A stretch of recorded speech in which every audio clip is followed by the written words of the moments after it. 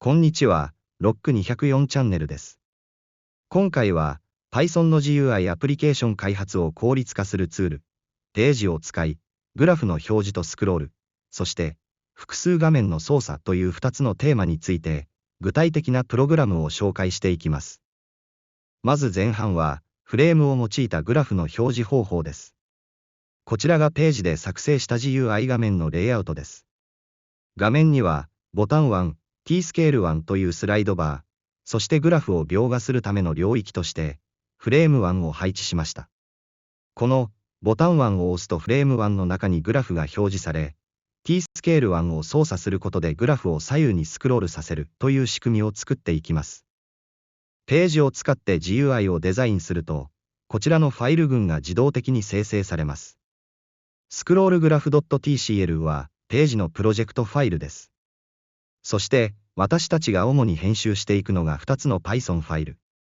スクロールグラフ .py は、先ほど配置したボタンやフレームなどの部品ウィジェットの配置を設定するコードです。スクロールグラフ_support.py は、ボタンが押された時の動作など、プログラムの具体的な処理ロジックを記述していくコードとなります。完成したプログラムの実行イメージがこちらです。ウィンドウが立ち上がった後、グラフ表示ボタンを押すと、下のフレームに綺麗なサインカーブが描画されます。そして、上にある T スケールのスライドバーを左右に動かすと、このようにグラフの表示範囲が連動して横に移動します。これにより、大きなデータの一部を切り出して視覚的に確認することができます。では、実際のコード修正点を見ていきましょう。こちらは、GUI 部品の配置などを定義している、スクロールグラフ .py ファイルの冒頭部分です。これから、このファイルに加えた修正点について具体的に説明していきます。こちらがクラス定義と Windows の基本的な設定部分のコードです。49行目で、トップドットタイトルを、スクロールグラフに変更しているのがわかります。これにより、アプリケーションの Windows に表示されるタイトルが設定されます。続いて、ボタン、フレーム、そして T-Scale ウィジェットを配置しているコードです。77行目で、T-Scale のパラメータを設定しています。from アンダーラインと to の値を変更することで、スライドバーの可動範囲を定義しています。改めて、一つ目の修正点を確認します。このスライドでハイライトされているように、Windows のタイトルを、スクロールグラフと日本語で設定しました。これにより、ユーザーにとって何のプログラムか直感的にわかりやすくなります。そして二つ目の修正点がこちらです。T スケール、つまりスライドバーの範囲を0から399に設定しました。これは、後ほど作成する500点のデータのうち、表示を開始する位置をインデックスで指定するためのものです。次に、プログラムのロジックを記述する、スクロールグラフ_support.py です。まず、グラフの計算と描画に必要となる、NumPy と、Matplotlib のライブラリーを追加でインポートします。続いて、プログラム全体で共通して使用するグローバル変数を定義します。サインカーブの全データを保持するデータ、グラフを描画する領域であるキャンバス、そしてグラフそのものを指す AX の3つを用意します。メイン関数の中では、プログラム起動時に500点のサインカーブデータを作成します。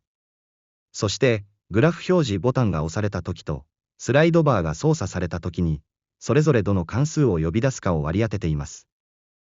こちらが、グラフ表示ボタンが押された時に呼び出される on アンダーラインボタンアンダーラインプレス関数です。この関数の中で、フレームウィジェットの中にグラフを描画する処理を記述していきます。on アンダーラインボタンアンダーラインプレス関数の中身です。まず、Matplotlib で作成したグラフをトキンターの GUI に埋め込むためのキャンバスを作成します。これにより、2つの異なるライブラリーを連携させることができます。キャンバスを作成したら、サインカーブデータの最初の10例点をプロットして表示します。また、Y 軸の範囲を固定し、グリッドを表示することで、見やすいグラフにしています。最後に、T スケールの値を初期位置である0に設定します。次に、T スケール、つまりスライドバーが動かされた時に呼び出されるアップデートアンダーライングラフ関数です。この関数は、スライドバーの現在の値を受け取り、それに基づいてグラフの表示を更新します。アップデートアンダーライングラフ関数の中では、まずグラフを一度クリアします。そして、スライドバーの値から計算した新しい範囲のデータをプロットし、キャンバスを再描画します。この処理を繰り返すことで、グラフが滑らかにスクロールしているように見せることができます。今回は、ページで作成されたフォーム上にグラフを表示するプログラムを作ったので紹介します。画面に配置したウィジェットは、ボタン、キースケール、フレームを配置しました。このフレームにグラフを表示します。ページによって作成されたファイルは、プロジェクトファイルと2つの Python コードとなります。一つは GUI 画面の設定コード、もう一つはロジックを定義したサポートモジュールとなります。それでは、追加修正したプログラムを実行してみましょう。すると、このような画面が表示されます。ここでグラフ表示のボタンを押すと、下のフレームにグラフが表示されます。こちらのスケールのハンドルを移動すると、画面が横移動します。今回は、このような形でグラフを表示するプログラムを作成しましたので、以下、プログラムについて紹介します。こちらが GUI 画面を設定するメインのスクロールグラフ .py のコードです。それでは、追加修正した部分について説明していきます。最初にトップレベルウィンドウでタイトルをスクロールグラフと変更しています。もう一つの変更点は、キースケール1の値の範囲を変更し、グラフの開始点を0から399まで動かせるようにしています。主な変更点は、オトモジュールで行っています。最初に、プログラムの冒頭部で NumPy と Matplotlib をインポートしています。NumPy はグラフデータの作成に Matplotlib はグラフ作成に使用します。グラフのデータとして、500個のサインカーブデータを作成します。まず、X に、NumPy のラインスペース関数を使用して、43行のように作成します。このデータ X を用いて、サインの値を計算し変数データに保存します。次に、ウィジェットにコールバック関数を割り当てます。ボタン1には、オンアンダーラインボタンアンダーラインプレスをスケール1には、アップデートアンダーライングラフ関数を割り当てています。追加したオンアンダーラインボタンアンダーラインプレスについて説明します。この関数は、ボタン1が押された時の処理で、フレーム1にグラフを描画します。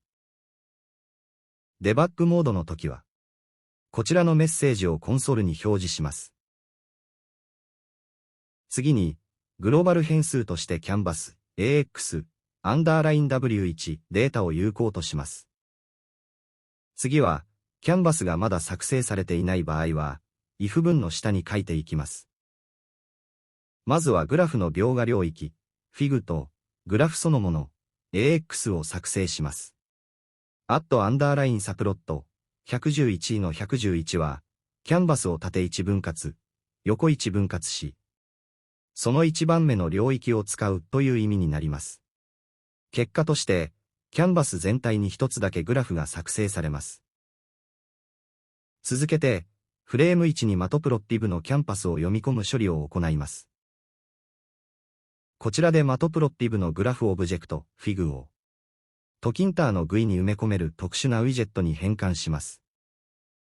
次に78行目では、前の行で作成したグラフ部品を、実際に親部品、フレーム1の中に配置して表示します。サイド tk.top は、親部品、フレーム1の上側から詰めて配置します。フィル tk.boss は、親部品のサイズが変更されたとき、ウィジェットを水平、垂直、両方の方向に引き伸ばして、空きスペースを埋めます。エキパンド1は、親部品に余白がある場合、その余白を埋めるようにウィジェット自身のサイズを拡大させます。次に、最初の100個のデータを表示するため、変数スタートインデックスに、最初の点0を設定し、エンドインデックスに、プラス100をしたものを代入します。そして、92行以降がグラフ表示となります。まず、グラフをクリアし、次の93行目でプロットを行います。94行目は、Y 軸の表示範囲をマイナス 1.1 からプラス 1.1 までの範囲として設定し、95行目でタイトルを設定。96行目ではグリッド表示。97行目でキャンバスを再描画します。そして、この関数の最後で t スケールの値を初期値0に設定します。次は、t スケールを動かした時の処理アップデートグラフ関数について説明します。この関数によって、グラフの表示範囲を更新します。最初に、デバッグが有効であった場合、コンソールに表示する記述を書きます。次にグローバル変数を設定し、グラフがまだ表示されていない場合は何もしなくて、この関数より脱出します。そして、スケールの値をスタートインデックスに代入した後、プラス100を行い、エンドインデックスを設定します。最後に、先ほどと同じようにグラフをクリアし、再描画します。さて、後半のテーマは、複数画面の操作です。こちらもページを使い、今回は3つの独立したウィンドウ、つまりトップレベルウィジェットを作成しました。中央のトップリーベル0がメイン画面です。ここからトップリーベル1やトップリーベル2の画面を呼び出します。それぞれの画面には、どの画面かを示すラベルと、画面遷移を行うためのボタンを配置しています。こちらもページによってファイルが生成されます。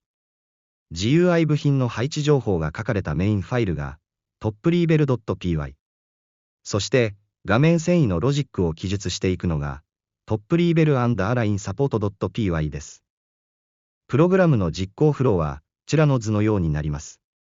起動すると、まず、トップリーベル0が表示されます。ここで、トップリーベル1ボタンを押すと、トップリーベル0が閉じて、トップリーベル1の画面に切り替わります。トップリーベル2ボタンを押した場合は、トップリーベル0が非表示になり、トップリーベル2が表示されます。そして、トップリーベル1や2の画面から、トップリーベル0へボタンを押すと、それぞれの画面が非表示になり、メインのトップリーベル0画面に再び戻ることができます。最後にトップリーベル0の終了ボタンを押すと、プログラム全体が終了します。こちらが GUI のレイアウトを定義している、トップリーベル .py のコードです。ページによって自動生成されたもので、今回はこちらのファイルには修正を加えていません。こちらが画面遷移などのロジックを記述していく、トップリーベル&アラインサポート .py です。これからこのファイルに加えた修正点について説明をしていきます。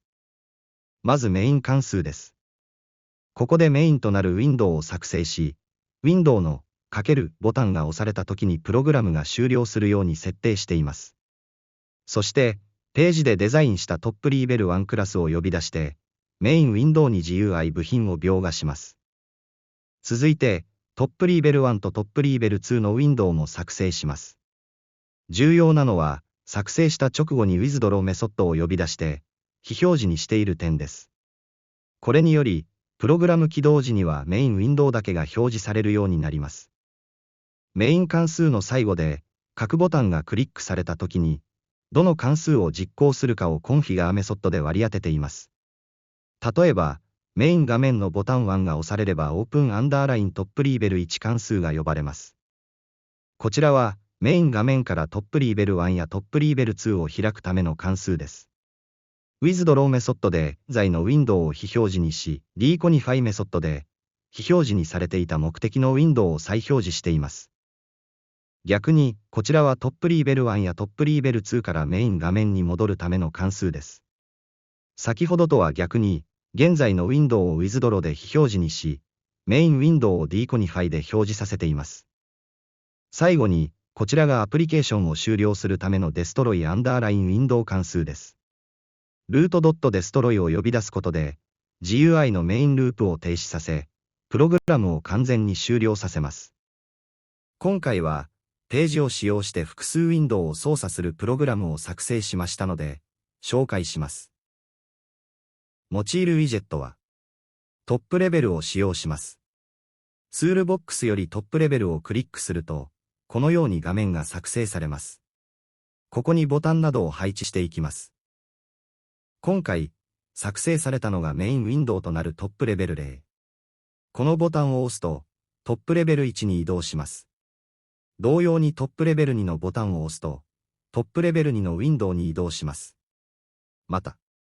トップレベル0へのボタンを押すと、メインウィンドウに戻ります。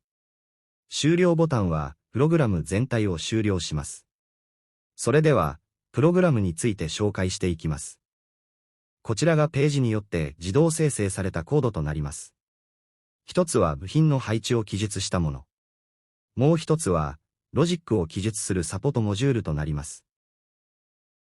それでは、修正したコードを実行してみましょう。実行するとこのようなメインの画面となるトップレベル0の画面です。トップレベル1を押すと、このようにトップレベル1の画面が表示され、トップレベル0を押すと、メインの画面に戻ります。同様に、トップレベル2を押すとトップレベル2の画面が表示され、トップレベル0を押すと、メインの画面に戻ります。また、終了ボタンを押すとプログラムが終了します。それでは、プログラムを見ていきましょう。こちらの GUI を定義したファイルについては変更がありません。こちらのサポートモジュールを追加修正しました。まず、メイン関数ですが、ここでの修正点は、65行でメインウィンドウの×印でプログラムを終了するように設定を行っています。そして69、70行で使用する、グローバル変数アンダーライントップ1とアンダーライン W1 を設定しています。アンダーライントップ1は、ウィンドウそのものを指す変数であり、アンダーライン W1 は、そのウィンドウに配置されたウィジェット群を管理するためのオブジェクトを指す変数です。この2行によって、からのウィンドウに具体的な GUI が描画されます。ここでは、トップレベル0のウィンドウの設定ですが、変数の番号が一つずれていることに気をつけてください。そして、トップレベル1のウィンドウについても同様な設定を行っています。ただし、この場合、最初は非表示としますので、81行目、82行目のような記述を追加しています。同じように、トップレベル2のウィンドウについても同様な設定を行っています。次はボタンに対する関数の割り当てです。ボタン1、2、3がトップレベル0に配置されたものとなります。ボタン1が押されると、オープンアンダーライントップレベル1関数が実行されトップレベル1が表示され、ボタン2が押されるとオープンアンダーライントップレベル2関数が実行されトップレベル2が表示され、ボタン3が押されるとデストロイアンダーラインウィンドウ関数が実行されプログラムが終了します。96行目では、トップレベル1に配置されたボタン4にバックアンダーライン2アンダーラインメインアンダーラインフォーム1関数を割り当てています。このボタンを押すとトップレベル0に戻ります。同様に、97行でも、トップレベルに配置されたボタン5に、バックアンダーライン2アンダーラインメインアンダーラインフロムアンダーラインに関数を割り当てています。次は、各関数の定義について説明します。最初はオープントップレベル1関数について見ていきましょう。この関数では、22行でトップレベル0を非表示とします。そして、非表示になっていたトップレベル1の再表示を行います。ここでの番号は、一つずれていることに注意してください。同様の設定を、オープントップレベル2関数についても行っています。次はバックアンダーライン2アンダーラインメインアンダーラインフロムアンダーライン1関数です。この関数はトップレベル1のウィンドウより、トップ0のウィンドウに切り替える関数です。まず、トップレベル1を非表示として、トップレベル0を再表示します。同様にバックアンダーライン2アンダーラインメインアンダーラインフロムアンダーライン2関数についても48、49行のように設定を行います。最後にデストロイアンダーラインウィンドウ関数を説明します。この関数が実行されると、メインウィンドウ、ルートとその中に含まれるすべての部品、ボタン、ラベルなどをメモリー上から完全に破壊・削除します。そしてルートに何もない状態としプログラムを終了します。